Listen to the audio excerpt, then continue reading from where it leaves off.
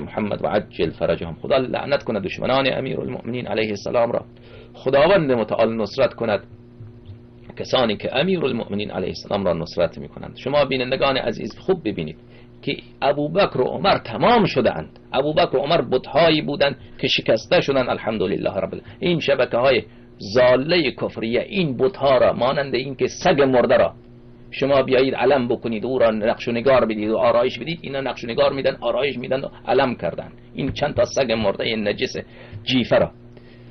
در مقابل این علمای شیعه چه مسئولیت دارن؟ علمای شیعه مسئولیتشان همینه که از ولایت فقیه تعریف بکنن، از برادری و اخوت و این انفسنا و این پدر سوختگی ها تعریف بکنن، و در جایی که یک مظلوم فقیر پیدا شد از اهل بیت علیهم السلام دفاع کرد، بیان او را خنجر بزنن، او را طعن بزنن، بر علیه او صحبت بکنن. او آن فقیه از نه تنها طلبای کوچیک از اونها حرفی نیست، اون مراجعی که خودشان را سنتی میدانند. ما در این 5-6 سال از اونها نه نصرتی دیدیم نه یاری دیدیم، و اون کاری را که اینها باید 50 سال 70 سال پیش 200 سال پیش انجام میداد ما انجام میدیم. نه تنها یار و یاوری از اینها ندیدیم بینندگان عزیز، اینا کارشکنی خیلی زیاد دیدیم و از اینا دشمنی خیلی زیاد دیدیم. ضربه هایی که ما از این علمای شیعه خوردیم از وهابیت نخوردیم بینندگان محترم. خب برای اینا خیلی راحته، برای مراجع شیعه کمینا اینطوری که تجار کویت شبکه وصال شبکه کلمه، اینها تجار کویت، تجار عربستان سعودی، دولت عربستان سعودی اداره میکنن. شبکه وصال مال تجار کویت، شبکه کلمه مال دولت عربستان. مثل این شبکه دهها شبکه با زبانهای مختلف باشد از تشیع تبلیغ بکند با علم و با برهان واضح و روشن، زبان انگلیسی، زبان فرانسه، زبان اسپانیایی، زبان چینی، زبانهای مختلف باشد. برای اینها این امکانش موجوده، اما اینها اصلا در این فکر نیستن که کسی این کار را مدار بکنه او فاسق فاجره، او دشمن وحدت، او را بله شبکهش را نگاه نکنید او بده. آقای سیستانی دوستان عزیز که خیلی شما از او تقلید میکنید، میدانید که خمس او چقدر در سال؟ صدها میلیون دلار، صدها میلیون دلار، از میلیارد دلار بالاتر است بودجه سال او. برای خیلی راحته که چندین شبکه اینطوری را اضافه. او میدانی با این پول شما چیکار میکنه؟ بله دست یک فاسق، یک فاجر، یک اوباش جواد شهرستانی و یک اوباش دیگر، یک فاسق فاجر دیگر مرتضی کشمیری و دست یک فاسد عقیده دیگر به نام رضا سیستانی پسرش، دست این 3-4 نفره که جواد شهرستانی من از خودش شنیدم با یک واسطه که ثلث خمسش را میداد به خامنه‌ای میده، ثلث خمس سیستانی را میده به خامنه‌ای، یعنی به یک کافر مطلق، به یک نجس، به یک سگ. شما به من بگویید راه خدا همینه؟ رضا امام زمان علیه السلام همینه که اون کسی که ما کفرش را ثابت کردیم شما بیا ثلث مال امام عصر علیه السلام را به او بده؟ شما شیعیان ساده که حجت خدا نائب خدا، نائب امام زمان علیه السلام به اون ندهیم مجزیه. شما شیعیان ساده، شما تجار شیعه، شما رو گول میزنن، میای مال خانه شما رو با شما تقسیم میکنن و وکلاش. خدا شاهد شیعه فقیر بیچاره به مشکل میتواند که کرایه اجاره منزلش را بده، میرن با این وکلای مراجع میرن مال خانهش را تقسیم میکنن. این بی شرما بی حیا، ثلث نصفش هم مال اون خود وکیله، به اون که نمیگه که ثلثش مال منه. ای خدای پاک به نام دین خدا، این فساق، این فجار، این ملاحده چه کارهایی که میکنند، چه کارهایی که میکنند. تازه حالا شما از این فسق و فجور دارید. خب اگر ما که به شما کاری هم نداشتیم پس چرا کارشکنی میکنید؟ فسقه فجره بی دین ها، چرا کارشکنی میکنید؟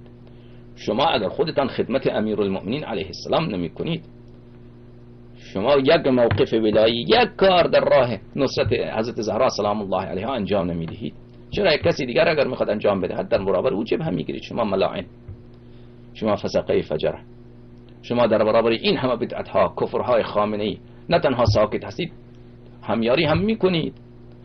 میدانید که امروز مردم ایران از دین برگشته، علتش کیست؟ علتش خامنه‌ای و خمینیه و علتش سکوت علمای شیعه است.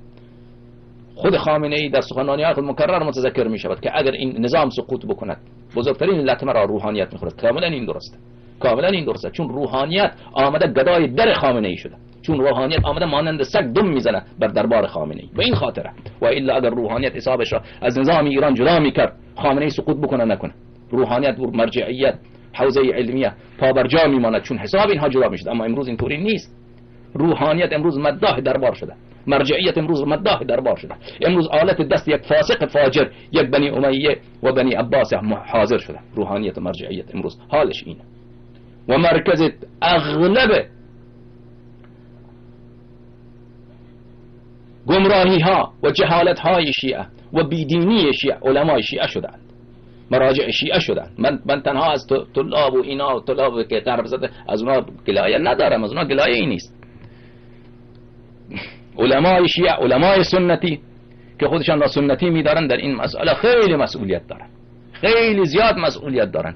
اون قدر که این آقایون مصلحت بیت خود، مصلحت مرجعیت خود را می اندیشن، 100مش آیا به فکر ولایت امیرالمؤمنین علیه الصلاة و السلام و ولایت ائمه اطهار علیهم الصلاة و السلام هستن؟ کلا و ابدا نیستن، کلا و ابدا نیستن. همه فکر و ذکر اینها مرجعیت خودشان، مصلحت بیت خودشان که این چطور مقلدین بیشتر میشه، چطور وکلای ما بیشتر میشه، چطور خمس از فلان تجار چطور بکنیم، همش به این فکر و ذکر هستن اینا. فسقه فجره. خدا از شما بازخواست بکنه، خدا از شما بازخواست بکنه. و الحمدلله رب العالمین، الحمدلله رب العالمین که خدا به ما نشان داد که اگر امام زمان علیه الصلاة و السلام بیاد از دم شما را اعدام بکند، شما را سرتان را از بدن جدا بکند از یک سر، الحمدلله خدا برای ما ثابت کرد که عین حق خواهد بود. و حق امام زمان علیه الصلاة و السلام اینه که با شما معامله کافر حربی بکند، چون شما با امام زمان علیه السلام معامله کافر حربی کردید. شما اگر امام زمان علیه الصلاة و السلام را کافر نمیدانستید، در مال او مانند کافر مال کافر حربی تصرف نمی کردید. مال امام زمان علیه السلام اگر مال اندازه مال خودتان حرص بر حفظ او ندارید که در اون راهی که مال مصلحت کسی که مال این مال منه، من این مال خدا در اون مال راهی که مصلحت خودم باشد صرف میکنم، درسته یا نه؟ شما مال امام زمان علیه الصلاة و السلام را مثل مال کافر حربی که در اون راهی که مخالف امام زمان علیه السلام اغلب اون را مصرف میکنید. شما با امام زمان علیه الصلاة و السلام معامله کافر حربی میکنید. لذا حق دارد امام عصر علیه الصلاة و السلام وقتی که ظهور بکند، چه در قم چه در نجف اشرف، با شما همان معامله را بکند همونطوری که در احادیث و روایات آمده.